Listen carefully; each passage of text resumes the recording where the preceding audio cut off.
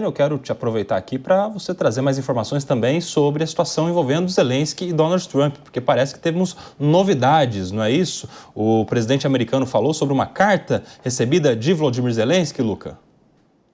Exato, Kobayashi. Estamos acompanhando todo esse imbróglio diplomático desde a semana passada, onde Volodymyr Zelensky, no Salão Oval, teve uma espécie de bate-boca com o presidente Donald Trump, o vice-presidente J.D. Vance, e isso repercutiu mal para ambos os lados. Aqueles que apoiam Donald Trump disseram que Volodymyr Zelensky foi arrogante na sua postura. Os que apoiam a Ucrânia disseram que a humilhação promovida pelo governo americano é uma traição histórica aos aliados. Independentemente do lado, o mal-estar generalizado interferiu nas negociações diplomáticas nas últimas semanas. Os Estados Unidos anunciaram que irão pausar toda a ajuda financeira e militar à Ucrânia. Inclusive, hoje já pararam de compartilhar inteligência do exército norte-americano com o exército ucraniano. Em meio a tudo isso, Volodymyr Zelensky, o lado mais fraco, enviou uma carta a Donald Trump dizendo que estaria disposto a negociar mediante a liderança do presidente norte-americano. Isso, inclusive, foi mencionado por Donald Trump no discurso de ontem. Nós separamos um trecho da fala do republicano. Vamos acompanhar. Hoje eu recebi uma carta importante do presidente Zelensky da Ucrânia. A carta diz que a Ucrânia está pronta para sentar na mesa de negociações o mais rápido possível para agilizar o processo de paz. Ele disse que ninguém quer paz mais do que os ucranianos e que a equipe dele está pronta para trabalhar sob a forte liderança do presidente Trump para conseguir uma paz duradoura. Nós valorizamos o tanto que os Estados Unidos fizeram para ajudar a Ucrânia a manter sua soberania e independência. Sobre o acordo de minerais e segurança, a Ucrânia está pronta para assinar a qualquer momento. Eu aprecio que ele tenha enviado essa carta. Eu recebi agora há pouco. Ao mesmo tempo, nós temos tido sérias conversas com a Rússia e recebemos sinais fortes de que eles estão prontos para a paz. Isso não seria lindo? Não seria lindo? É hora de acabar com essa loucura. É hora de parar a matança. Chegou a hora de acabar com essa guerra sem sentido. Se você quer acabar com a guerra, você precisa conversar com os dois lados. Então nós vemos que Donald Trump, através dessa carta de Zelensky, mais uma vez retomará a mediação para o desfecho do conflito na Ucrânia de forma diplomática. Sabemos que no aspecto militar a Rússia avançou a cerca de 20% do território ucraniano, muitas perdas econômicas e infraestruturais, ao mesmo tempo que a Europa contraria a posição de Donald Trump. Inclusive ontem, através da presidente da Comissão Europeia, Ursula von der Leyen, anunciou um novo reinvestimento no setor militar em cerca de 800 bilhões de euros. Aí, se a gente fizer a conta, vamos chegar a quase 5 trilhões de reais no setor militar, mas que não será o suficiente para ajudar a Ucrânia. Será mais ou menos uma medida paliativa para tentar salvar os outros países europeus mediante essa ameaça que representa o expansionismo da Rússia. Obviamente que nós que estamos acompanhando a guerra desde o seu primeiro dia, vamos ficar de olho no desenrolar dessas negociações, mas tudo indica que o lado mais forte, novamente, nas negociações venceu, Kobayashi, com os Estados Unidos através das falas fortes de Donald Trump, conseguindo aquilo que querem, tanto a finalização da guerra mediante os seus próprios critérios e o acordo de minerais de terras raras com a Ucrânia, que enriquecerá bastante os cofres norte-americanos devido à riqueza mineral, riqueza natural que está escondida, que está ainda sem ser explorada dentro do solo ucraniano, cerca de 5% de todos os minérios do mundo. Muito bem, Luca Bassani continua conosco. Eu já quero iniciar essa rodada de debates, de análises com a Raquel Galinatti, porque, Raquel, a gente aparentemente está vendo aí um desfecho se desenhando e depois daquele bate-boca que gerou, no final das contas, um certo recuo do Zelensky, que não teve outra alternativa, né? Ele não tem muita escolha diante do cenário que está tá posto, né, Raquel? Tá mandando uma carta, tá reconhecendo publicamente, inclusive, que está disposto a seguir nessas tratativas sob a liderança de Donald Trump, e agora essa carta que foi enviada ao presidente americano e que ele revelou publicamente nesse discurso. Raquel Galinatti. Boa tarde, a nossa grande audiência, ao nosso sempre brilhante Kobayashi, meus amigos de bancada, Rose, Maria e Rodolfo, e ao Lucas Bassani.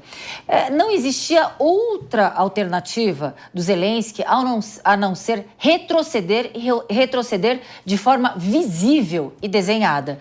É notório que o Zelensky, ele tentou, de uma certa forma, contra-argumentar e poderia até ter o seu juízo de valor, até as suas razões ali no momento, mas se ele não tivesse esta reação, se ele não tivesse essa atitude, o resultado seria a sua cassação, digamos. Ele estava sofrendo muita pressão também dos seus aliados na própria Ucrânia. Mas eu queria falar com o Lucas Bassani a respeito de uma temática, Kobayashi, a respeito da transferência do Departamento de Eficiência Governamental a um dos caras mais bilionários do mundo, que é o Elon Musk. E a minha preocupação está justamente porque agências governamentais estão sendo dissolvidas, servidores federais estão sendo demitidos e, principalmente, informações sensíveis dos Estados Unidos nas mãos de um particular. Qual é a opinião, principalmente, do povo norte-americano a respeito dessa situação em específica? Chamou o Luca Bassani, a Raquel Galinatti, com essa pergunta. Vamos lá, Luca. Obrigado pela pergunta, Raquel. É uma questão extremamente complexa. Afinal, esse Departamento de Eficiência Governamental ele é liderado de forma independente por Elon Musk, como você bem colocou, um homem que é um dos mais ricos do mundo, se eu não me engano, na última lista, acima de 400 bilhões de dólares, essa fortuna acima de muitos PIBs de várias nações espalhadas por todo o mundo e que tem interesses conflituosos com o desenvolvimento da política norte-americana. Nós sabemos que ele tem várias empresas dentro dos Estados Unidos e que informações privilegiadas podem sim favorecer os seus negócios. Não bastando isso, nós que estamos em um país onde o governo é pouco eficiente, sabemos que há sempre maneiras de enxugar a máquina pública, enxugar os gastos do governo. Há como diminuir o número de funcionários, o número de ministérios, mas você não pode simplesmente abandonar todos esses funcionários, dissolver todos os aparatos governamentais, porque algumas partes do governo, alguns setores fundamentais do país vão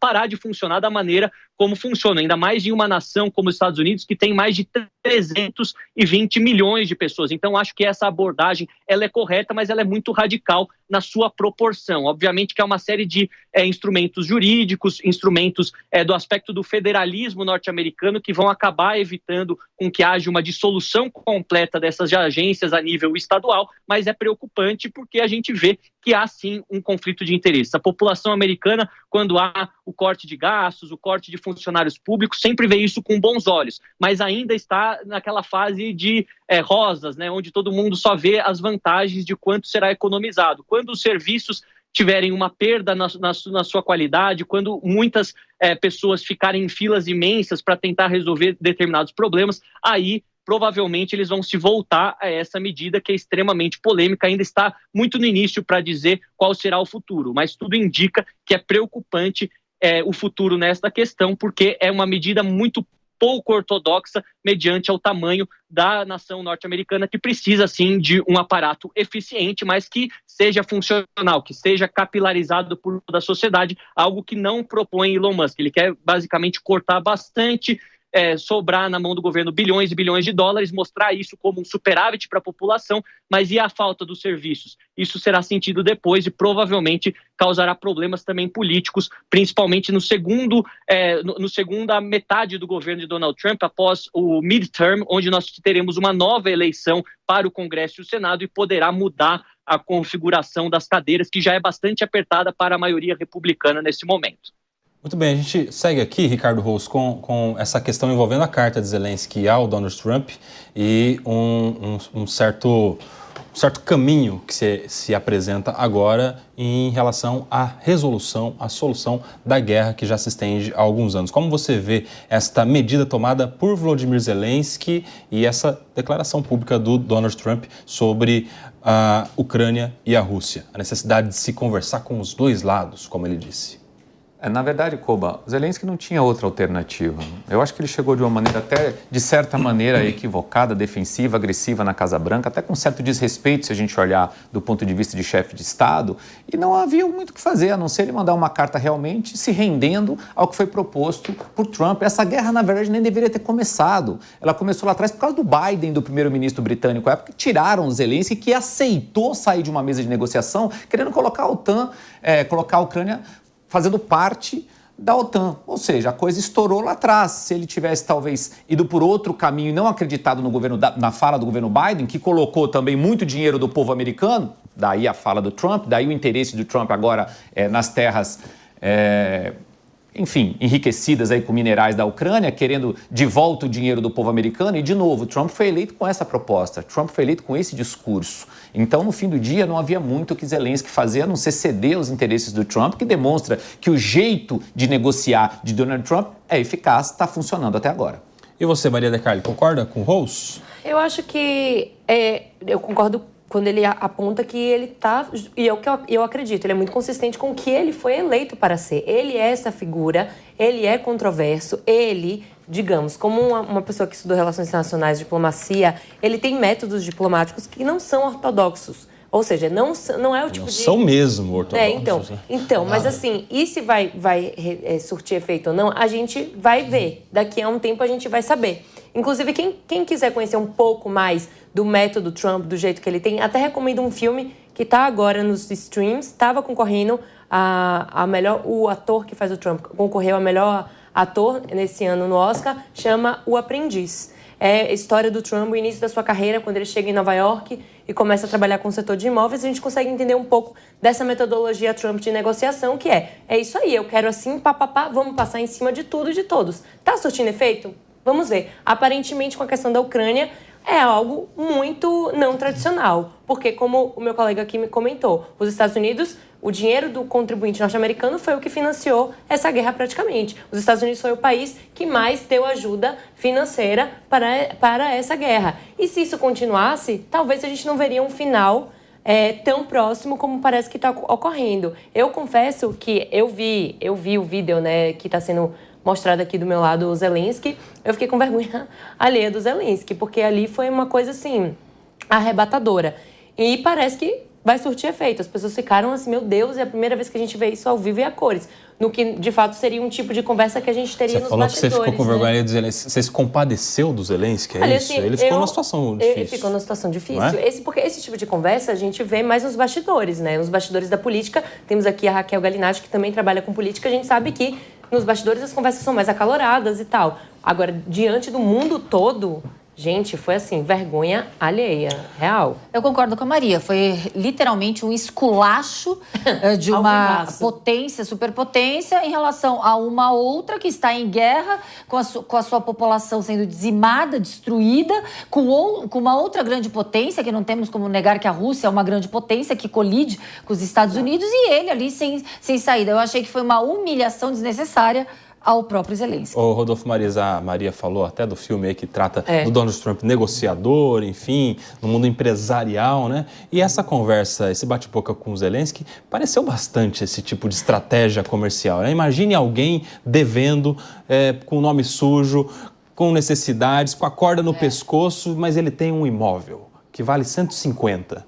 E aí... Mas ele está vendendo por 100, porque ele está necessitado. Chega o Trump e faz o seguinte, eu te dou 20. E você não tem muita solução, porque eu sou a única pessoa que posso comprar. Foi basicamente isso. Zelensky, você tá, meu irmão, com a corda no pescoço. Você precisa dos Estados Unidos, o vice-presidente, o J.D. Vance. Você tem que agradecer. Você já falou obrigado hoje? Não falou obrigado, né? Fala obrigado aí. Vamos lá, ajoelha, fala obrigado. Tipo isso, não é? Você tem que agradecer, você tem que agradecer. E aí o Zelensky, você viu uma situação, o que ele faria? Ele levanta e vai embora, vira as costas? E aí os Estados Unidos tira todo o time de campo, todos os bilhões de campo, todas as ajudas militares de campo, e acontece o que com a Ucrânia? Ele ia ser crucificado para sempre na Ucrânia. Então ele não teve outra alternativa, apesar de internamente lamentar muito, imagino, publicamente o que ele tem que fazer. Quero a liderança do Donald Trump. Olha só como eu sou grato aos Estados Unidos. Olha só, Trump, eu estou mandando uma carta para falar que eu reconheço aqui a sua liderança e vamos seguir aqui com o caminho pela paz mundial envolvendo Rússia e Ucrânia. É o negociador Donald Trump que está gerando tudo isso, né, Rodolfo? Dessa vez ele foi um pouco mais esperto. Ele mandou uma carta. Ele não quis dar no front com o Donald Trump para não ser humilhado de novo. Quer saber? Eu acho melhor eu mandar uma carta aqui do que estar lá e ser humilhado de novo em cadeia nacional. Mas internacional, no caso. Internacional, né? Realmente, internacional. Mas esse é um recado também para a União Europeia, tá, Nelson? A gente sabe que a União Europeia, a Europa está sem força nenhuma hoje, tá todo mundo se submetendo ali a saber o que vai acontecer com os Estados Unidos, Ucrânia e Rússia, e já é um sinal. Olha só, vocês não têm o poder, a negociar está nas nossas mãos e nós temos o poder de fazer tudo. Aí a grande pergunta que eu faço, e eu preciso ser rápido aqui, porque meus amigos de bancada já colocaram o panorama na mesa, precisava ter ido lá na Casa Branca, passar essa vergonha no débito e depois mandar uma carta? Havia necessidade de ir para o confronto perguntando para o Donald Trump qual é a garantia que você me dá. E ainda citou o Obama e citou o Biden na frente do Donald Trump, que é um dos maiores negociadores que o planeta tem, um cara que já vai fazer 80, ele não fez 80 ainda, né? Está com 79. Desculpa, eu não tenho essa informação, mas, salvo engano, é com 80 anos. Um cara que sabe sentar numa mesa e negociar, sabe? E aí, qual é a garantia que você me dá do cessar-fogo? Cara, eu tô te dando a garantia, eu sou a garantia. Mas e o Obama e o Biden? Não. Você negociou com eles. Não cita essas pessoas na nossa mesa de negociação. Ele chamou o Biden de estúpido, inclusive. Exatamente. Então, assim, foi totalmente despreparado para uma reunião com o maior líder mundial hoje, que é Donald Trump. E agora, parece que quer corrigir o seu erro, né? Quer corrigir a rota do seu país, mandando essa carta e reconhecendo que precisa, sim, dos Estados Unidos. Caso contrário, como é que vai pagar cerca de 380 bi que foram financiados em questão de armamentos para essa guerra? Vai pagar com exploração mineral pelos Estados Unidos em território ucraniano. É basicamente isso que está muito claro também pelo lado dos Estados Unidos, né?